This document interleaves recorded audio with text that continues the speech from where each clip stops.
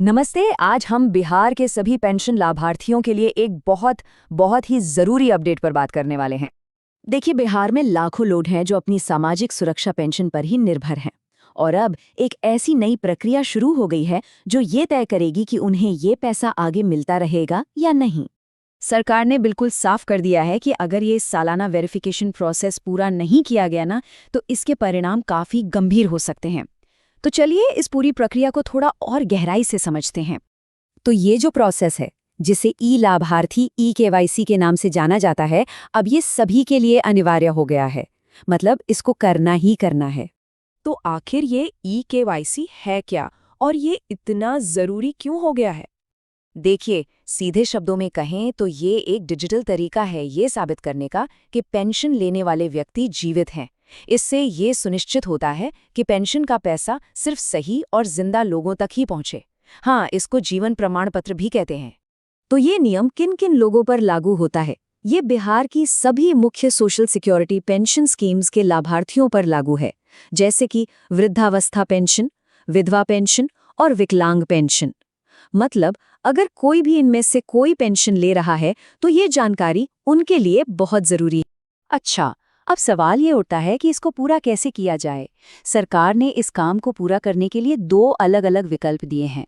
इसके दो तरीके हैं।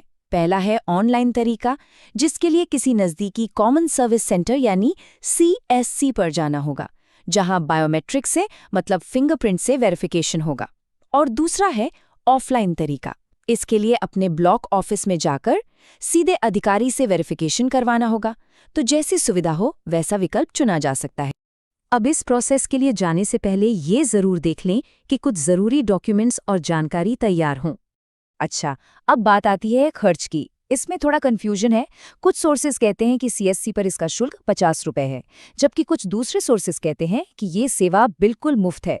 तो सबसे अच्छा यही रहेगा कि अपने लोकल सेंटर पर जाकर इस बारे में एक बार कंफर्म कर लें। तो जब ये प्रोसेस पूरा हो जाए, उसके बाद ये कंफर्म करना बहुत ज़रूरी है कि KYC सफल हुआ है या नहीं। और अच्छी बात यह है कि इसकी जांच ऑनलाइन ही की जा सकती है। इसके लिए बस ऑफिशियल ई-लाभार्थी पोर्टल पर जाना है और ये कुछ आसान से स्टेप्स फॉलो करने हैं। ये जांच करना इसलिए ज़रूरी है ताकि पेंशन बिना किसी रुकावट के आती रहे। अगर स्टेटस पेंडिंग या एक्सपायर्ड दिख रहा है, तो इसका मतलब है कि ई-KYC प्रोसेस दोबारा पूरा करना होगा। तो चलिए एक बार जल्दी से देख लेते हैं कि इस सब का मतलब क्या है और ये इतना ज़रूरी क्यों है। ये एक छोटा सा सालाना काम है, लेकिन इसके फायदे बहुत बड़े हैं। इससे ये सुनिश्चित होता है कि पेंशन टाइम पर आती रहेगी, गवर्नमेंट के सिस्टम में रिकॉर्ड एक्टिव रहेगा और हाँ, सबसे ज़रूरी, आने वाले साल के लिए एक मानसिक शांति भी मिलेगी। तो ये याद रखना ज़रूरी है कि ये सिर्फ एक फॉर्मेलिटी या कागजी कार्रवाई नहीं है।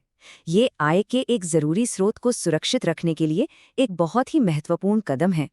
तो सवाल ये उठता है, क्या सालाना जीवन प्रमाणीकरण पूरा हो चुका है? इस पर ध्यान देना बहुत ज़रूरी है।